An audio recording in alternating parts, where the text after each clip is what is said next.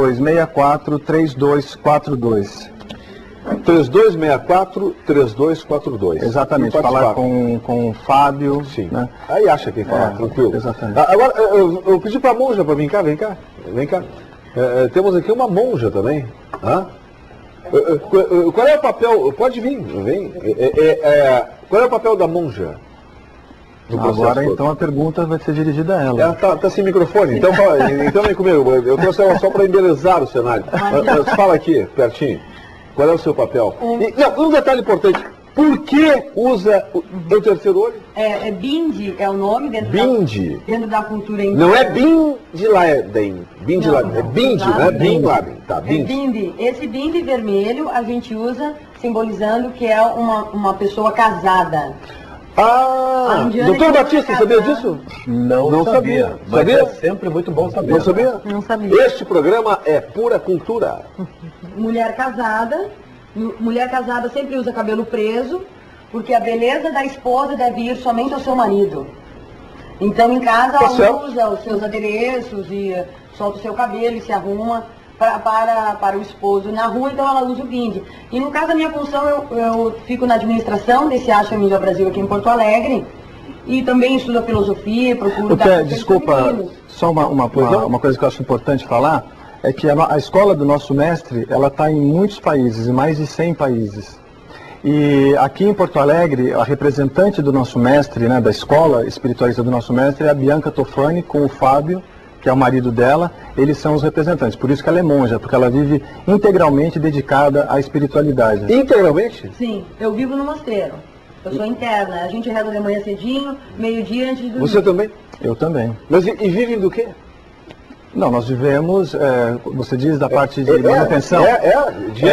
No meu caso, a gente tem um mosteiro em Campos do Jordão, junto com a Regina Shakti, ela esteve aqui, presente, a professora de yoga. A gente fundou esse mosteiro há 16 anos atrás. E a gente tem hospedagem. Então as pessoas que vão fazer um retiro, elas ajudam a manter o mosteiro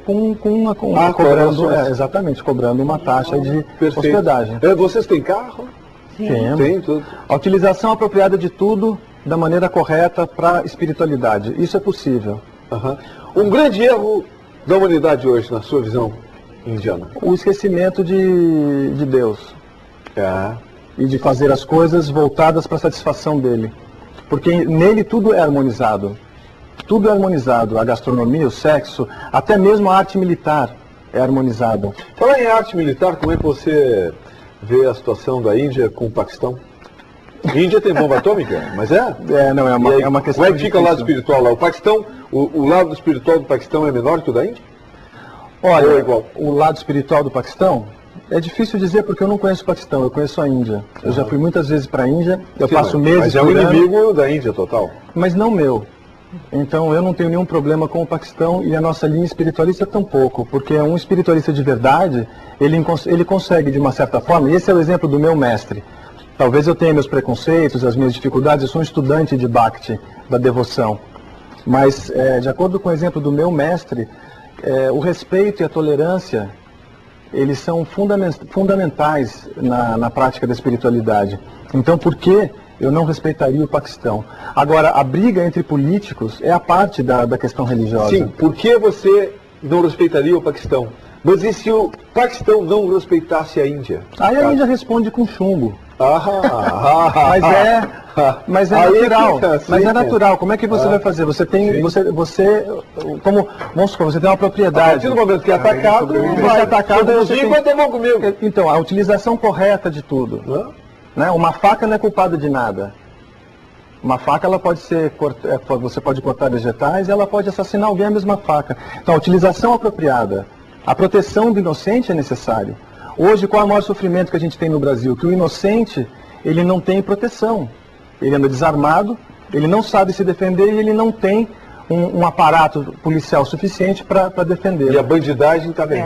Então, a proteção, a utilização correta de tudo. Então, em relação ao islamismo, eu adoro quem tem uma vocação espiritualista.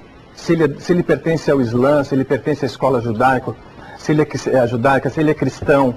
Para mim, essa não é a questão da diferença. Perfeito. O lugar é lindo, onde é o centro dele. É bonito? Nosso mestre, ele chama... eu vou falar o nome, desculpa. Pois não, pode falar. O nome do nosso mestre é mais difícil que o meu. Bem, aí eu não vou dizer, então. Srila Bhakti Sundar Govinda Deva Goswami Maharaj. Ah, não. Fácil, doutor Batista. Pode repetir. Mas ele é conhecido como Govinda Maharaj. Govinda Maharaj. Fácil. Esse é mais fácil. Segue uma linha, tem algum nome assim? Isso, nós somos Vaishnavas. Vaishnava significa aquele que adora a Krishna ou a Vishnu. São nomes para a mesma manifestação divina. Então nós somos Vaishnavas. Muito bom.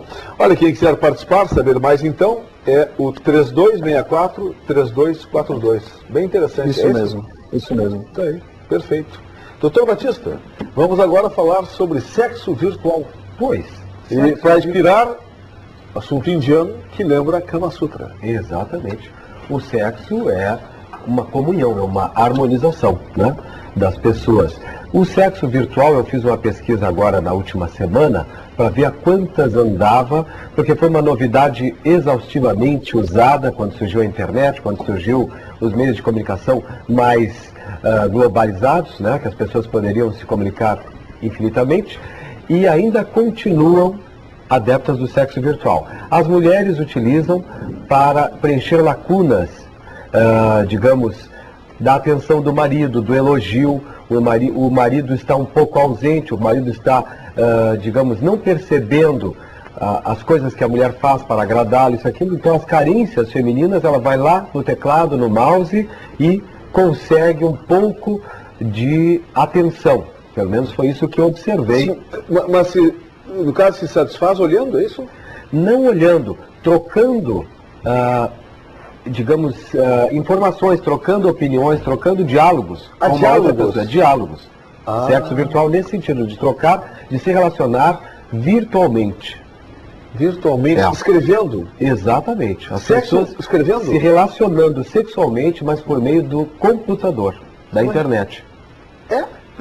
E as mulheres, pelo que eu vi na pesquisa, e foi bastante respondida, as mulheres utilizam muito dessa estratégia para fugir da solidão dentro do casamento, que o marido não dá atenção, o marido não percebe se ela mas começa o assunto, você quer transar comigo, tipo isso?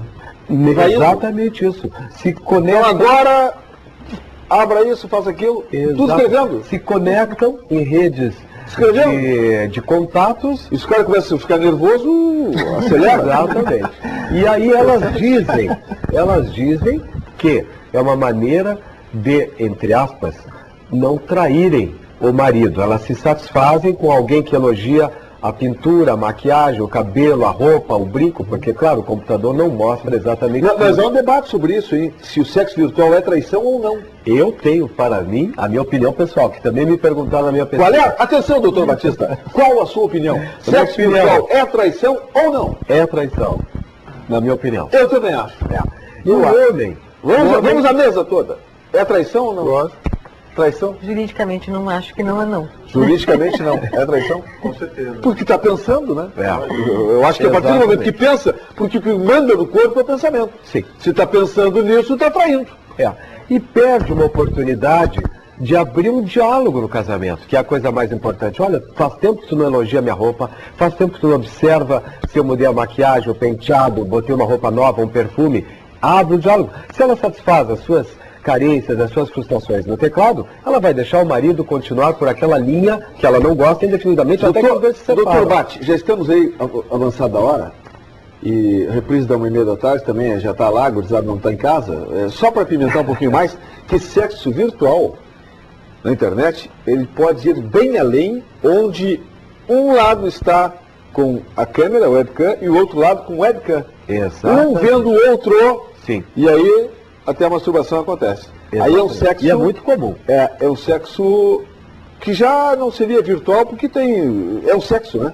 Só que sozinho. Exatamente. É um sexo solitário e virtual. Que acontece muito isso, não? O sexo virtual, ele vai desaguar no sexo manual, como eu chamo. Né? Manual. E então, essa foi a explicação que eu obtive da pesquisa com as mulheres. Os homens... Isso acontece muito, hein? Os homens, quando fazem sexo virtual, é só um caminho para chegar no sexo carnal concreto. Ou seja, o homem não está ali sanando as suas frustrações, as suas carências, as suas queixas. Ele está usando aquilo ali como um instrumento para chegar a uma relação carnal. Veja só, há tempos atrás... Ou seja, é traição. Sexo é assunto total, sério. Né? Antigamente, quando não tinha